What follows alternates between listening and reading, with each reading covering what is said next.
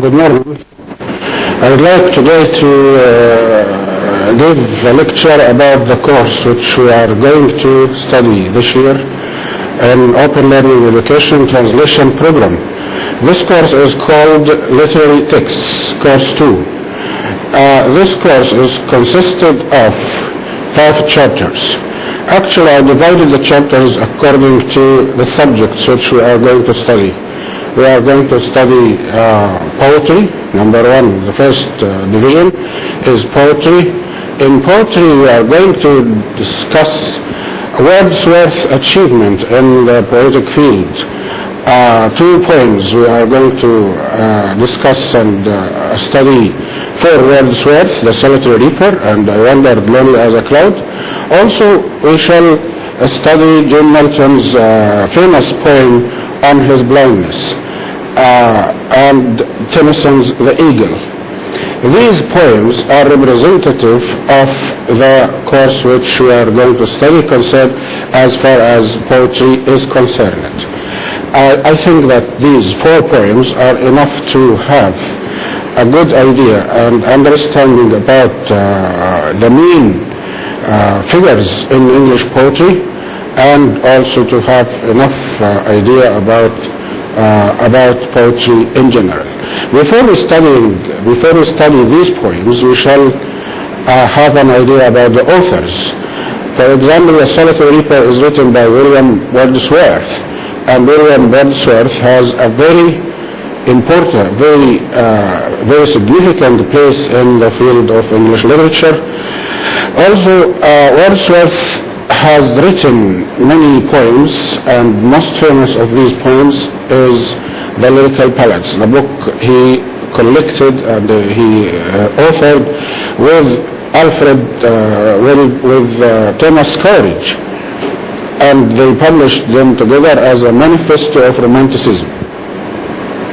Also, John Milton, who had written his most famous poem, Paradise Lost, and his other Paradise Regained, we study on his blindness, a poem he had written when he lost his eyesight while he was working on Oliver Cromwell's government. The other poem which we are going to study in this course is The Eagle for Alfred Lord Tennyson, and we know that Alfred Lord Tennyson was a representative of the Victorian era. He was the poet laureate in the court of Queen Victoria, and he was the most famous poet in this era, in this long, very long Victorian age. We move from poetry to the short story, and we shall study 2 significant short stories. One for Guy de Maupassant, this French writer, The Necklace, and the other by Ernest Hemingway, an American writer who had written a lot of novels and a lot of short stories, and also he wrote poetry. But the most important short story he had written in the 20s was The Killers. We shall study The Killers together with The Necklace, and we shall make some sort of comparison between the 2 poems. Also, we shall study novel. Novel is represented here by David Copperfield, Charles Dickens. Charles Dickens is the most important Victorian writer, and to study Charles Dickens is to be acquainted with the English in its pure style and pure language. And I always advise my students who want to learn English to go through Charles Dickens novels, especially David Copperfield. It is a long novel and it is interesting, and the style is easy to understand in spite of the fact of the intricate characters that characterizes this novel. In the field of drama, or the drama division here in this course, we shall study Macbeth. And Macbeth is written by William Shakespeare, and everyone knows William Shakespeare and his writings. But Macbeth, we shall concentrate on Macbeth. Macbeth is a play, is a tragedy, and it has the tragic hero Macbeth, whose flaw or mistake here is over-ambition. We shall start with William Wordsworth. William Wordsworth, the first thing to do is to have an idea about the life of the author. William Wordsworth was a major English romantic poet who, with Samuel Taylor Coleridge, helped to launch the romantic age in English literature with 1798 joint publication of lyrical poets, as we have said. Wordsworth's most important work is generally considered to be the Prelude, a semi-autobiographical poem of his early years, which he revised and expanded a number of times. It was posthumously titled and published, prior to which it was generally known as the Poem to Coleridge. Wordsworth was Britain's poet laureate, as we have said, from 1843 until his death in 1850. The second of 5 children born in June Wordsworth and Anne Coxon. William Wordsworth was born in 7 April 1770 in Wordsworth House in Cockmouth, Cumberland, part of the scenic region in northwest England, the Lake District.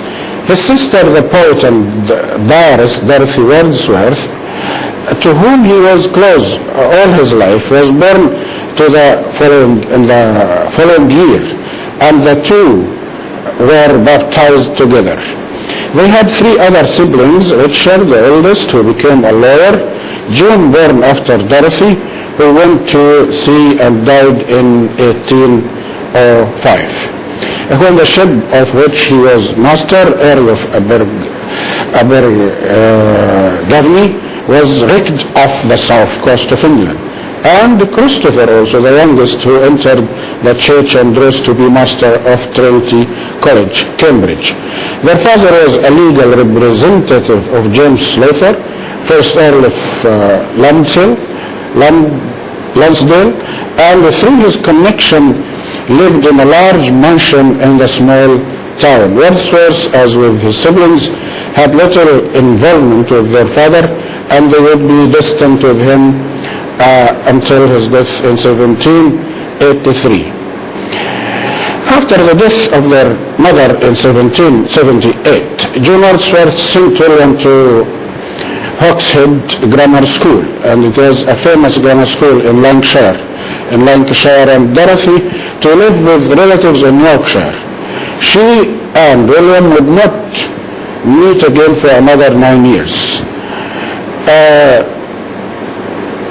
In 1802, after Wordsworth returned from his trip to France with Dorothy to visit Annette and Caroline, Lowther's heir, William Lowther, first Earl of Lonsdale, paid £4,000 debt owed to Wordsworth's father, incurred through Lowther's failure to pay his side. Later that year, Wordsworth married a childhood friend, Mary Hutchinson. This is Wordsworth's wife, who had very great influence on his career and on his poetry. Dorothy continued to live with the couple and grew close to Mary. The following year, Mary gave birth to the first of 5 children, 3 of whom predeceased William and Mary. The poem which we are going to study for William Wordsworth is The Solitary Reaper. The Solitary Reaper is a ballad by English romantic poet William Wordsworth, and one of his best-known works in English literature. In it, Wordsworth describes in the first person, a present tense, how he is amazed and moved by a Scotch Highlands girl who sings as she reaps grain in a solitary field. Composed in 1805, the poem was first published in Poems in 2 volumes in 1807. Each of its 4 stanzas is 8 lines long and written in iambic tetrameter with a rhyme scheme A, B, A, B, C, C, D, D. Though in the first and last stanzas, the A rhyme is broken here. The Solitary Reaper is one of, as we have said, is one of Wordsworth's most famous lyrical ballads lyrics. The words of the Reaper's song are incomprehensible to the speaker, so his attention is free to focus on the tone, expressive beauty, and the blissful mood it creates in him. The poem functions to praise the beauty of music and its flowed expressive beauty, the spontaneous overflow of powerful emotion. This is what he had said in the preface to the lyrical ballads, that Wordsworth identified at the heart of his poetry. The structure of the South Reaper begins with the speaker instructing us to look upon yon solitary highland lass who is reaping and singing by herself. Thrilled by her song, he was attracted by her song. The speaker compares the girl to a nightingale whose melancholy strain welcomes weary bands of travelers to some shady haunt among Arabian sands. Yet he does not understand the words of her song. Presumably they are in the Scotch or Gaelic language, and impatiently cries, "Will no one tell me what she sings?" He wonders if the subject of battles long ago, or of commonplace and universal things, familiar matters of today, perhaps some natural sorrow, loss, or pain. This is what he had said in the final stanza of the poem. Then he dismisses, in the stanza before the final, then he dismisses his own musings. Whatever the theme, he says, the maiden sang as if her song could have no ending, and he focuses again his attention on the song. He listens motionless and still before finally mounting the hill and leaving the solitary reaper still singing behind. Though his ears cannot hear the song anymore, the sound of the highland lass's music will forever be a fresh and evocative memory in his heart. Wordsworth, his sister Dorothy, and his friend and fellow poet Samuel Taylor Coleridge had visited the Scottish Highlands in 1803. According to Dorothy's diary, solitary reapers were not an uncommon sight. And in a note to the 1807 edition, Wordsworth acknowledged his indebtedness to his friend Thomas Wilkinson's manuscript from a tour of Scotland. The theme, we concentrate also on the theme of the poem. The poem mainly discusses the theme of poetry. Songs are poetry too, and that is clear to Wordsworth. We can see that he sees the girl as a poet because of the preface to lyrical ballads in 1798. In it, Wordsworth maintained that poetry should not rely on artificial distinction for its effort. Rather, it should be written in more ordinary language and simpler form so that all classes might appreciate it. The Solitary Reaper exemplifies this belief. Yes, the Solitary Reaper is written in simple language, easy to understand, and without any reference to the aristocratic concerns and attitudes. However, the Reaper is one of Wordsworth's most famous solitaries. Wordsworth used solitary characters to show how to be one with nature, identification with nature. For example, in Old Man Traveling, there was a boy and nothing. All these poems glorifies nature and also celebrates the unification with nature and glorification of solitude and loneliness. And this solitude is no different. The girl is compared no nightingales to no nightingales and cuckoo birds in a positive light, as though she is one of them, which shows her natural side. The veil profound is overflowing with the sound, and this also shows that she and nature are sympathetic to each other. Other themes touched on are those of loss, some natural sorrow, loss or pain, and imagination. The song takes Wordsworth to the concerns of the world, from Arabian sands to the farthest Hebrides. The lack of understanding means he is able to ponder the meaning, also an example of imagination. The other poem which we are going to study in this course also for William Wordsworth, and personally I like this poem very much, like the South Reaper, it is also a glorification of nature and the celebration of solitude. I wandered lonely as a cloud. This is the title of the poem, and this is the first line in the poem too. I wandered lonely as a cloud, also commonly as known as daffodils, or the daffodils, is a poem by William Wordsworth. It was inspired by an April 15, 1802 event in which Wordsworth and his sister Dorothy came across a long belt of daffodils.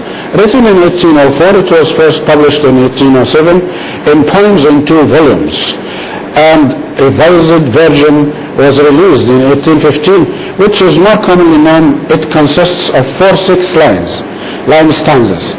The poem consists of 4 6-line stanzas in iambic tetrameter, and the rhyme scheme is A, B, A, B, C, C. Rhyme scheme is A, B, A, B, C, C. It is usually considered Wordsworth's most famous work. In the nation's favorite poems, a poll carried out by BBC Bookworm, I Wandered Lonely as a Cloud, came in fifth year. Well known and often anthologized. Yes. I Wandered Lonely as a Cloud is commonly seen as a classic of English romanticism within poetry, although the original version was poorly reviewed by Wordsworth's contemporaries. The composition of the poem is also worthy of some notice. The poem is 24 lines long, consisting of 4 6-line stanzas. Each stanza is formed by a quatrain, then a couplet to form a sestet and A, B, C, C rhyme scheme. We repeat, the poem is 24 lines long, consisting of 4 6-line stanza, 4 6-line stanzas. Each stanza is formed by a quatrain. Quatrain means 4 lines rhymed together, then a couplet to form a sestet and rhyme scheme A, B, C, C. The 4th and 3rd lines, last lines, were not composed by Wordsworth, but by his wife Mary. Wordsworth considered them the best lines of the whole poem. This is a praise of his wife's effort in the poem. The beauty of nature, unkempt by humanity, and reconciliation of man with his environment are 2 of the fundamental principles of romantic movement within poetry. The poem is littered with emotional strong words such as golden, dancing, and bliss. The plot of the poem is simple. Wordsworth believed it an elementary feeling and symbol expression. The speaker is wandering as if among the clouds, viewing a belt of daffodils next to a lake whose beauty is overshadowed. Now we move to John Milton, and John Milton is considered the most important English poet in the Renaissance period and in the Restoration, and before the Restoration. John Milton was born in December, 9th of December, 1608, and he died in the 8th of November, 1674. He was an English poet and civil servant for Commonwealth of England. He is best known for his epic poem Paradise Lost. Yes, he was a scholarly man of letters. He was a highly educated person, a polemical writer, and an official serving under Oliver Cromwell. And this is the reasons behind writing on his own blindness. He wrote at a time of religious flux and political upheaval in England, and his poetry and prose reflect deep convictions and deal with contemporary issues, such as his treatise commending censorship, as well as English. He wrote in Latin and Italian, and had an international reputation during his lifetime. After his death, Milton's critical reception oscillated, a state of affairs that continued through the centuries. At an early stage, he became the subject of partisan biographies, such as that of John Toland from the nonconformist perspective and a style account by Anthony A. Wood. Samuel Johnson wrote unfavorably of his politics as those of an acrimonious and surely Republican, but praised Paradise Lost, a poem which, considered with respect to design, may claim the first place, and with respect to perform, the second among the productions of human mind. Let us make a tour on early life, the early life of John Milton. John Milton was born in Bread Street, London on 9 December 1608, as we have said, the son of the composer John Milton and his wife Sarah Jeffrey.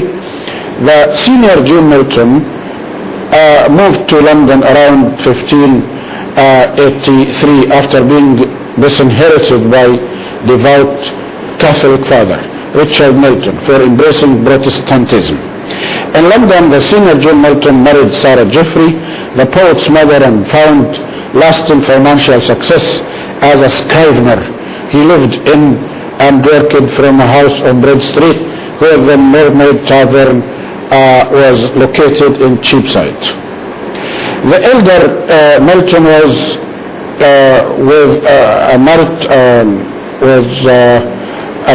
was a lifetime appreciation for music and friendship with musicians such as Henry Lowes. Let us talk now about John Milton's On His Blindness, the poem itself. On His Blindness is one of the most well-known of the sonnets of John Milton. He wrote many sonnets. One of them is very known as On His Blindness. It may have been written as early as 1652. Although most scholars believe it was composed sometime between June and October of 1655, when Milton's blindness was essentially complete. It appears in the Oxford Book of English Verse and anthologized also collection of English language poetry spanning 1250 to 1900. The poem, I'm going to read the poem for you. When I consider how my life is spent, and half my days in this dark world and wide, and that one talent which is death to hide, lodged with me useless, though my soul more bent, to serve therewith my Maker and present my true account, lest he returning chide, doth God exact day labor light denied. I fondly ask but patience to prevent that no man soon replies, God doth not need either man's work or his own gifts.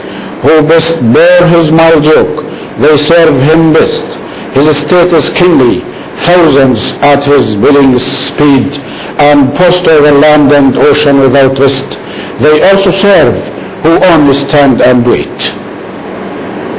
As you hear the poem is very interesting, and On His Blindness is a Petrarchan sonnet, and written on the Petrarchan model, a lyric poem with 14 lines. This type of sonnet, popularized by the Italian priest Petrarch, who lived between 1374, has a rhyme scheme A-B-B-A, A-B-B-A, C-D-E, C-D-E. John Milton wrote the poem in 1655. The theme of the poem: God judges humans on whether they labor for him to the best of their ability. For example, if one carpenter can make only 2 chairs a day and another carpenter can make 5, they both serve God equally. Well, if the first carpenter makes his 2 chairs and the second makes his 5, if one carpenter becomes severely disabled and cannot make even a single chair, he remains worthy in the sight of God, worthy. For, as Milton says in the last line of the poem, they also serve who only stand and wait. We notice that lines from 3 to 6 of the poem allude to the parable of the talents in chapter 25 of the Gospel of Matthew in the Bible. Verses 14 to 30, in this famous parable, an employer who is going away for a time gives his 3 servants money in proportion to their ability to increase its value. He distributes the money in talents, a unit of weight used in ancient times to establish the value of gold. To establish the value of gold, silver, or any other medium used as money. Thus, a Roman might pay 10 talents of gold for military supplies, or 7 talents for silver for a quantity of food. In the parable of the talents, the employer gives the first servant 5 talents of silver, the second servant 2 talents, and the third servant 1 talent. After the employer returns from the trip and asks for an accounting, the first servant reports that he doubled his talents to 10, and the second that he doubled his talents to 4. Both men receive promotions. The third servant then reports that he still has only 1 talent, for he did nothing to increase its value. Instead, he buried them. We notice that the last one, the one who only spent the talent and is casted away by the employer and into darkness. Let us talk about the meter on his blindness. All the lines in the poem are in iambic pentameter, and this means that the first syllable is weak, the second is strong. And pentameter means that the line has 10 syllables and 5 feet. In this metric pattern, a line has 5 pairs of unstressed and stressed syllables for a total of 10 syllables. The first 2 lines of the poem illustrate this pattern. And John Milton's eyesight, this is the background of the poem, the context in which it was written. John Milton's eyesight began to fail in 1644. By 1652, he was totally blind. Oddly, he wrote his greatest works, Paradise Lost and Paradise Regained, after he became blind. Many scholars rank Milton as a second only to Shakespeare in poetic abilities.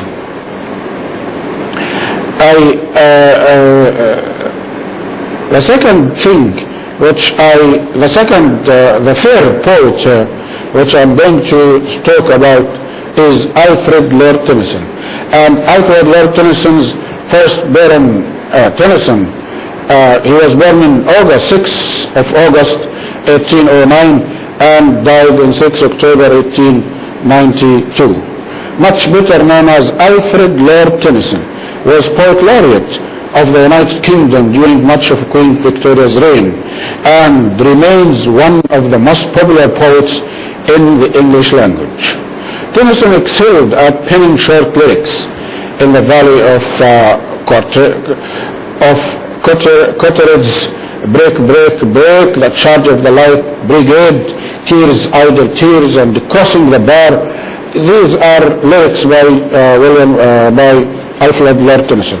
Much of his verse was based on classical mythological themes such as Ulysses, or the In Memoriam AHH was written to commemorate his best friend Arthur Hallam, a fellow poet and fellow student at Trinity College, Cambridge, who was engaged to Tennyson's sister, but died from a cerebral hemorrhage before they were married. Tennyson also wrote some notable blank verse, including Idylls of the King, Ulysses, Tithonus. During his career, Tennyson attempted drama, but his plays enjoyed little success.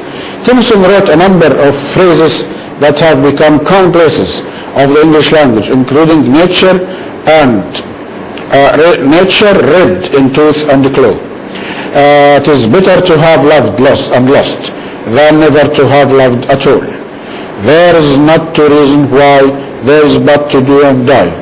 My strength is as the strength of 10, because my heart is pure. Knowledge comes, but wisdom lingers, and the old order changeth, yielding place to new. He is the second most frequently quoted writer in the Oxford Dictionary of Quotations after Shakespeare. Also, let us talk a little bit about Tennyson's early life. Tennyson was born in Somersby, Lincolnshire, a rector's son and fourth of 12 children. He was a descendant of King Edward III of England. Reportedly, the pedigree of his grandfather, George Tennyson, is traced back to the middle-class line of Tennysons. And though Elizabeth Clayton, 10 generations back to Edmund, a Duke of Somerset, and farther back to Edward III. His father, George Clayton Tennyson, was a rector of Somersby, also rector of Benworth and Bag Inderley, the vicar of Grimsby. The Reverend was the elder of two sons, but was disinherited at an early age by his own father, the landowner George Tennyson. Also, at the end of his life, he lived in a small village between Horncastle and Louth. Tennyson's father carefully attended to the education and training of his children. And let us talk now about the Eagle, the poem which we are going to study in this course.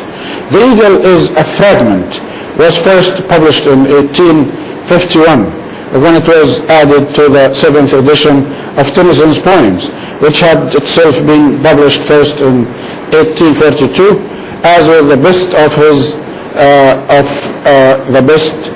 poems, the poet's works. This short poem displays a strong musical sense. The words chosen, such as crag, azure, and thunderbolt, not only fit the meaning of the poem, but also fit the slow musical sensibility which gives the poem its thoughtful, almost worship tone. Since the title of the poem identifies it as a fragment, the reader may be led to wonder if it represents a completed work and a completed idea. This uncertainty is enhanced by the question of what actually happens to the eagle at the end of the poem. Does he become ill, somehow lose his ability to fly, and tumble helplessly into the sea? Or is the poet using the term he falls figuratively to portray the quick action of a powerful bird, the quick action of a powerful bird, divining to scoop up its prey?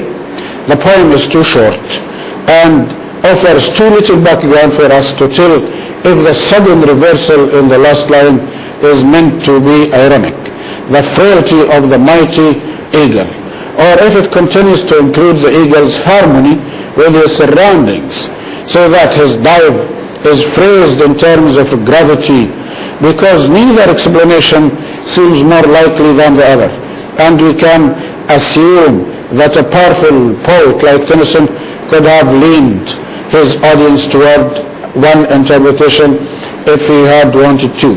It is fair to say that the eagle, a fragment, is purposely constructed so that both interpretations apply. Tennyson wants us to see that the eagle as both a swift predator and a powerful bird, who is nonetheless susceptible to defeat by other forces, quietly, possibly human forces. In line 1 of the poem, the words clasp, so crag and crook, associate the eagle with age. Craggy, for instance, is still used to describe a lined, age-withered face. The hard C sound that begins each of these words also establishes a hard, sharp tenor to this poem's tone that fits in with the idea of the eagle's similarly hard, sharp life. The repetition of first sounds is called alliteration, and Tennyson uses it in this short fragment to convey a sense of the eagle's situation. If there is any question in the reader's mind about why we should care to read about the habits of an eagle in the wild, Tennyson settles it at the end of the line, where he uses the poetic technique of personification in talking about the eagle's hands. When Tennyson makes the association of the eagle's claws with human hands, he lets us know that the story of the eagle is not just a study of an animal and its natural environment, but that symbolically he is telling us about human beings because of the implications of the descriptions mentioned above. We can assume that the eagle represents an elderly person. In line 2, the idea that is presented to the reader in the phrase close to the sun could be expressed more directly, but in using these words, Tennyson accomplishes two goals. The first goal, by bringing the sun in to describe how high up in the air the eagle is. He uses hyperbole or exaggeration to associate the eagle with a sense of grand majesty. Tennyson lived during the Enlightenment, a time when scientific curiosity and learning were greatly valued, and as an educated man, he would not have believed that an eagle's altitude could reach anywhere near the sun's. But this association makes the eagle seem like the sun, more powerful than anything of this earth. Placing the eagle near the sun also alludes to the myth of Icarus. An allusion is a reference to something else, specifically another literary work, so that readers can use knowledge of that other work to sharpen their understanding. In Greek mythology, Icarus and his father Daedalus escaped from imprisonment on the Isle of Crete by making wings out of wax and feathers and flying away. But Icarus became too ambitious and flew close to the sun. The wax melted and Icarus fell into the sea and drowned. By placing the winged eagle near the sun, Tennyson seems to be implying that it may be too confident of its own ability. So we understand that the eagle is about this powerful person. Maybe it is about powerful human being who reached a high point of power, and he misused this power, and finally he fell down.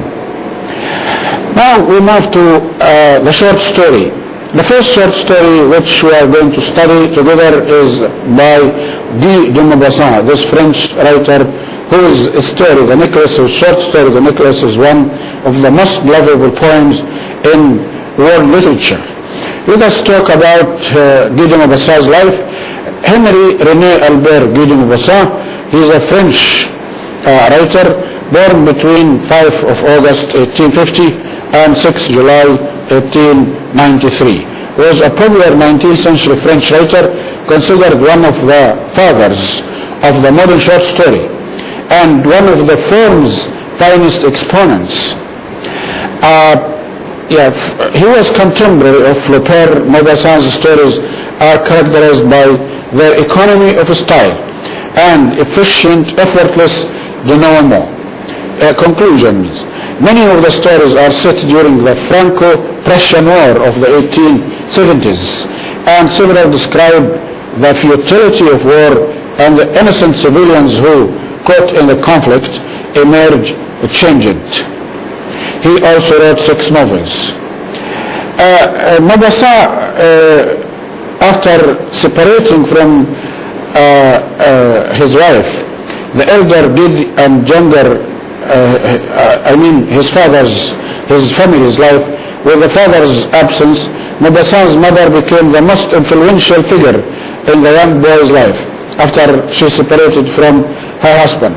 She was a woman of no common literary accomplishments, but was very fond of classic literature, especially Shakespeare. Until the age of 13, Guy de Maupassant happily lived with his mother, to whom he was deeply devoted.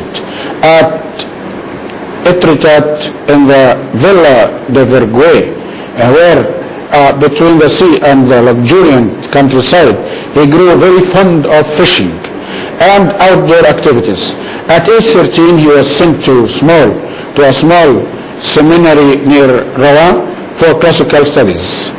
In October 1868, at the age of 18, he saved the famous poet Algernon Charles Swinburne from drowning off the coast of Normandy. As he entered junior high school, he met the great author Gustave Flaubert. He first entered a seminary at Yvetot, but deliberately got himself expelled. From his early education, he retained a marked hostility to religion. Then he was sent to the Rouen Lycée, where he proved a good scholar, indulging in poetry and taking a prominent part in theatricals. The Franco-Prussian War broke out soon after his graduation from college in 1870. He enlisted as a volunteer and fought bravely. Afterwards, in 1871, he left Normandy and moved to Paris, where he spent 10 years as a clerk in the Navy Department. During these 2 tedious years, his only recreation and relaxation was canoeing on the sea on Sundays and holidays. Gustave Flaubert took him under his protection and acted as a kind of literary guardian to him, guiding his debut in journalism and literature. At Flaubert's home, he met Émile Zola and the Russian novelist Ivan Turgenev, as well as many of the protagonists of the realist and naturalist schools. In 1878, he was transferred to the Ministry of Public Instruction and became a contributing editor of several leading newspapers such as Le Figaro, Gil Blas, Le Gaulois, Echo de Paris. He devoted his spare time to writing novels and short stories. The decade from 1880 to 1891 was most fertile period of Maupassant's life. Made famous by his first short story, he worked methodically, systematically, and produced 2 or sometimes 4 volumes annually. He combined talent and practical business sense, which made him wealthy. His editor, Harvard, commissioned him to write new masterpieces, and Maupassant continued to produce them without the slightest apparent effort. At this time, he wrote what may be considered to be his greatest novel, Pierre et Jean. Flaubert continued to act as his literary godfather. His friendship with Goncourt was of short duration. His frank and practical nature reacted against the ambience of gossip, scandal, publicity, invidious criticism that the 2 brothers had created around them in the guise of the 18th century style Saalom. In his later years, he developed a constant desire for solitude, an obsession for self-preservation, and a fear of death, and the crazed paranoia of persecution that came from the syphilis he had contracted in his early days. On January 2, in 1892, Maupassant tried to commit suicide by cutting his throat and was committed to the celebrated private asylum of Dr. Esprit Blanche at Passy. Maupassant penned his own epitaph, "I have coveted everything and taken pleasure in nothing." He was buried in section 26 of the Cimetière de Montparnasse, Paris. Let us talk now about the necklace itself, the story which we are going to study. Maupassant's short story, The Necklace, was first published in Paris newspaper Gaulois in February 17, 1884, and was subsequently included in his 1885 collection of short stories, Tales of Day and Night Contes, de jour et de la nuit. Like most of Maupassant's short fiction, it was an instant success, and it has become his most widely and anthologized story. In addition to its well-rounded characters, tight plotting, wealth of detail, and keen social commentary, The necklace is conspicuous for its use of the whip crack or Henry, ending in which a plot twist at the end of the story completely changed the story's meaning.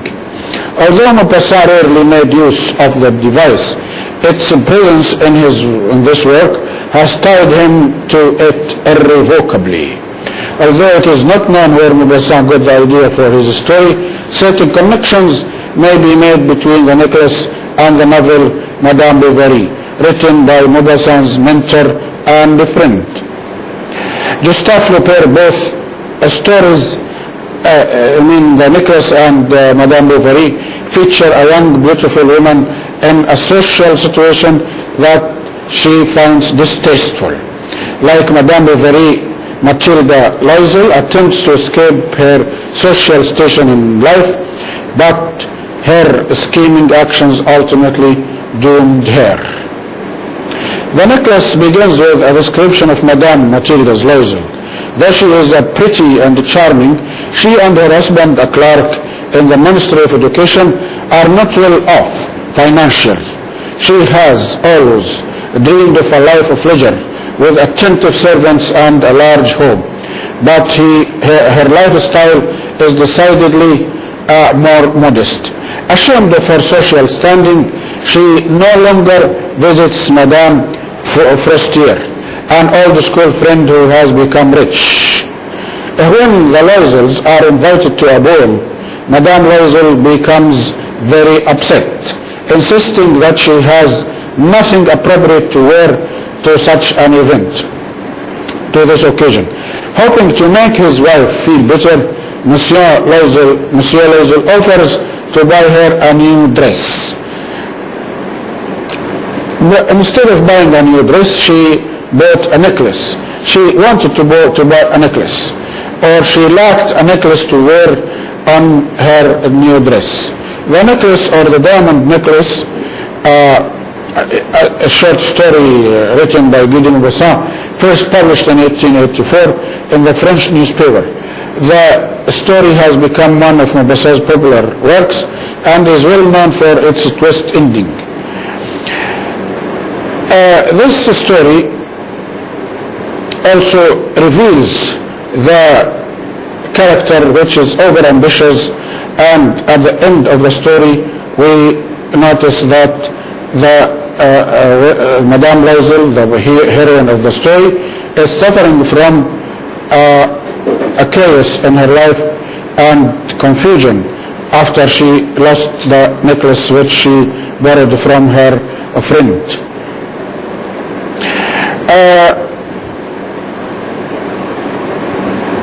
The necklace, as we have said, is very concentrating on Mathilde and her husband. Look everywhere. After they lost the necklace, they looked everywhere, but the necklace was not found. They take out loans from generous friends and loan sharks to buy a necklace that looks just like the one that was lost. It takes them 10 years of hard labor to come up with 36,000 francs necessary to pay them back.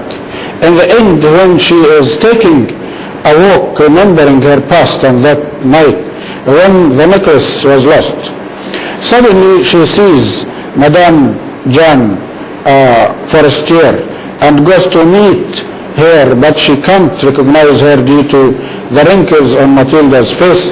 Mathilde tells her about that night and tells how she worked so hard to return her necklace. Madame Forestier, in a shock, tells Mathilde that the one she had borrowed was just a fake one, and it was not more than 500 francs.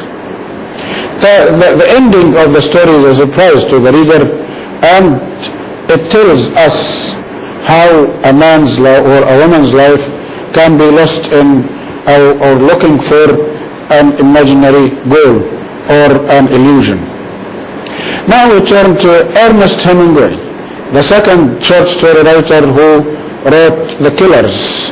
Ernest Hemingway was born in July 21, 1899 and died in July 2, 1961.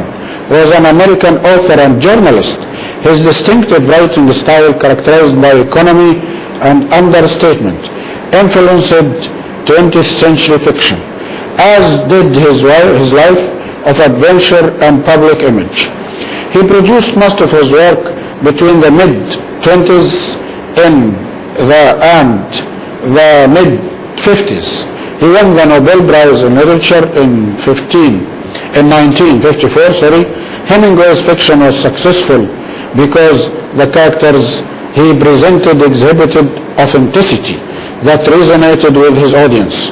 Many of his works are classics of American literature.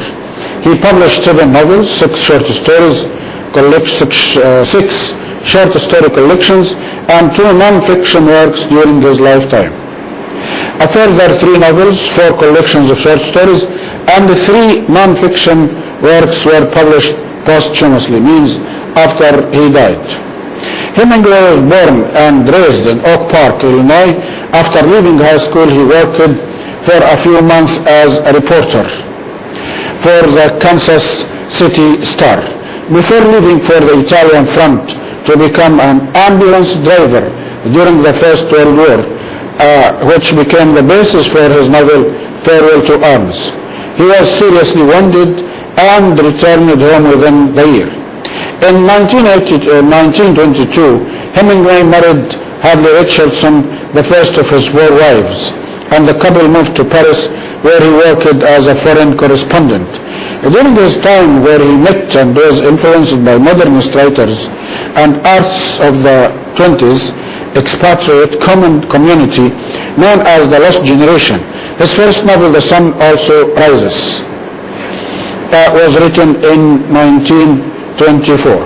After divorcing Hadley Richardson in 1927, Hemingway married Pauline Biffer.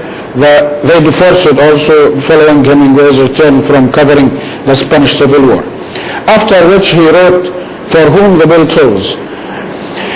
Shortly after the publication of The Old Man and the Sea in 1952, Hemingway went on a safari to Africa, where he was almost killed in a plane crash that left him in pain or ill health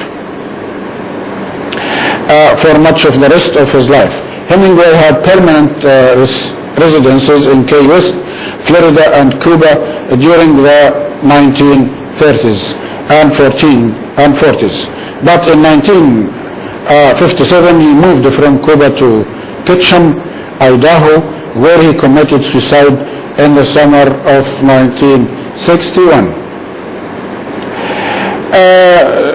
This is enough about Ernest Hemingway's early life, and we are moving now to discuss the story itself. The Killers is a short story by Ernest Hemingway. It first appeared to the public in 1927 in Scribner's magazine. How much Hemingway received for the literary piece is unknown, but some sources state it was £200. Historians have some documents showing that the working title of the piece was The Matadors. This is the first title of the short story. After its appearance in Scribner's, the story was published in Men Without Women, The Snows of Kilimanjaro, and the Nick Adams stories. The writer's depiction of the human experience, his use of satire, and the everlasting themes of death, friendship, and the purpose of life have contributed to make The Killers one of Hemingway's most famous and frequently anthologized short stories.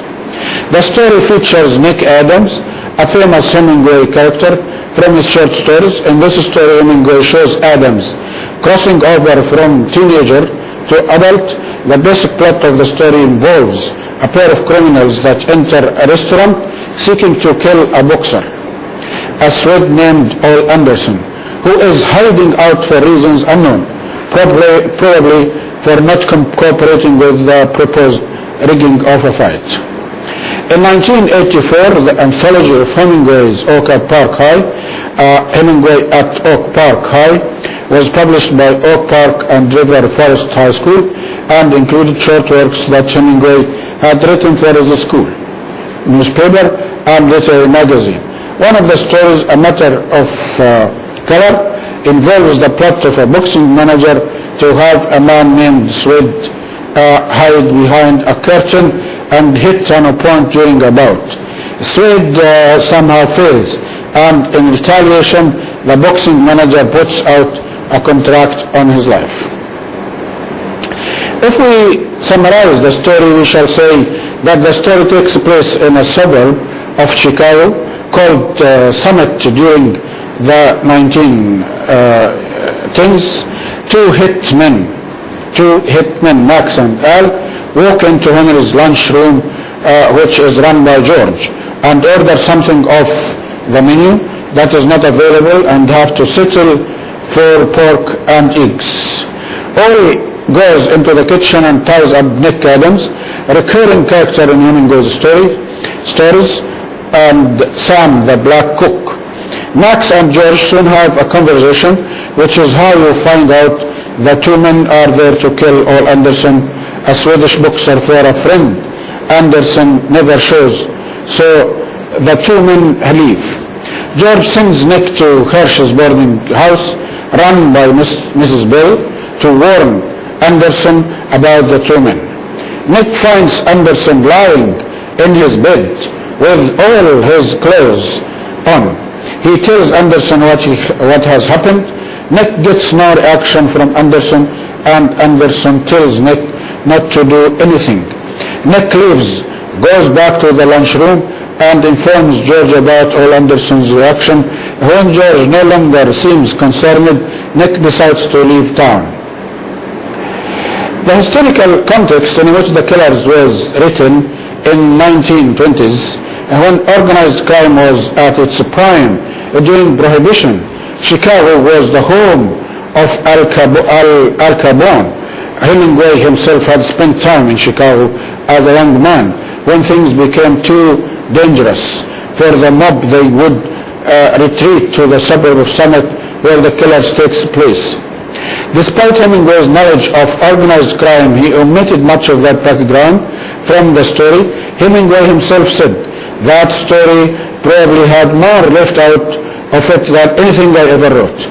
I left out all Chicago, which is hard to do in 951 words." The themes which we can deduce from The Killers: one of the themes is the failure of the parents of the lost generation to provide their children with the means to handle with the cruelness and meaninglessness of 20th century America. Another theme is chaos, is another theme also in The Killers, with all of the misrepresentations throughout the story. This creates chaos with the reader, almost as if it is happening in another world. Also, another third theme, masculinity, is the next theme. Hemingway is known for his manly men in his stories, but in The Killers, the two hit men are comical and clownish men. Hemingway at one point describes them as vaudeville twins. Now we move to Charles Dickens, who wrote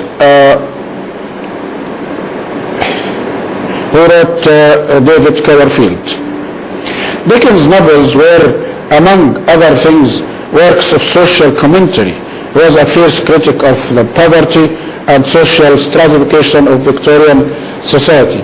Dickens' second novel, Oliver Twist, shocked readers with its images of poverty and crime, and was responsible for the clearing of the actual London slum, Jacob's Island. That was the basis of the story. In addition to the character of the tragic musician Nancy, Dickens humanized such women for the reading public. In David Copperfield, the personal history, this is the title of the novel, David Copperfield, or the personal history, adventures, experience, and observation of David Copperfield, the younger of Blunderstone Rookery. This is a long title, actually. In typical Dickens fashion, the major characters get some measure of what they deserve, and a few narrative threads are left hanging. Dan Bigoty safely transports little Emily's to a new life in Australia. Accompanying these two central characters are Mr. Curmudgeon and the Macawbers. Everybody involved finally finds security and happiness in the novel.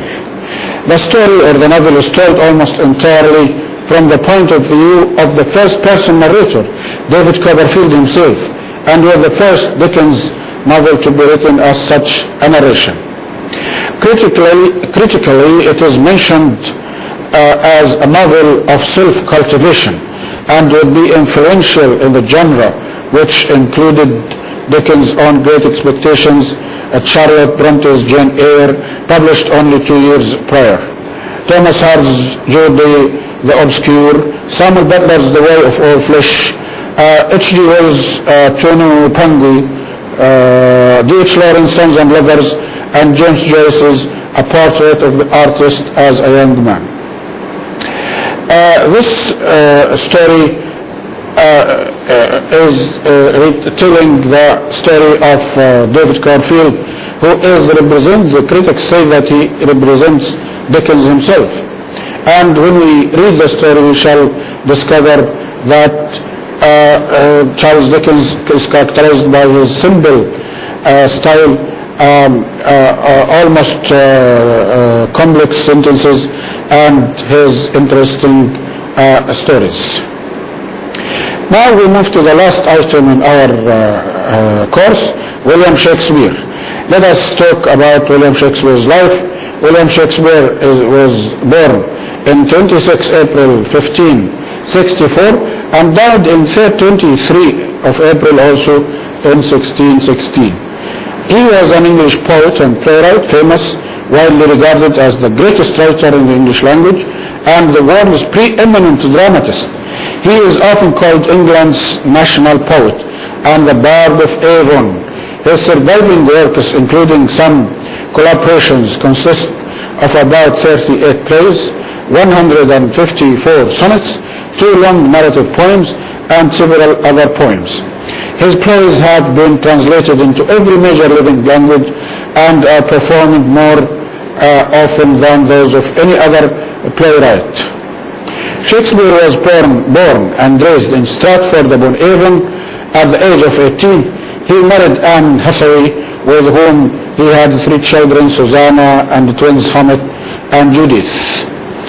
Between 1585 and 1592, he began a successful career in London as an actor, writer, and part owner of a playing company called the Lord Chamberlain's Men, later known as King's Men. He appears to have retired to Stratford around 1613, where he died 3 years later.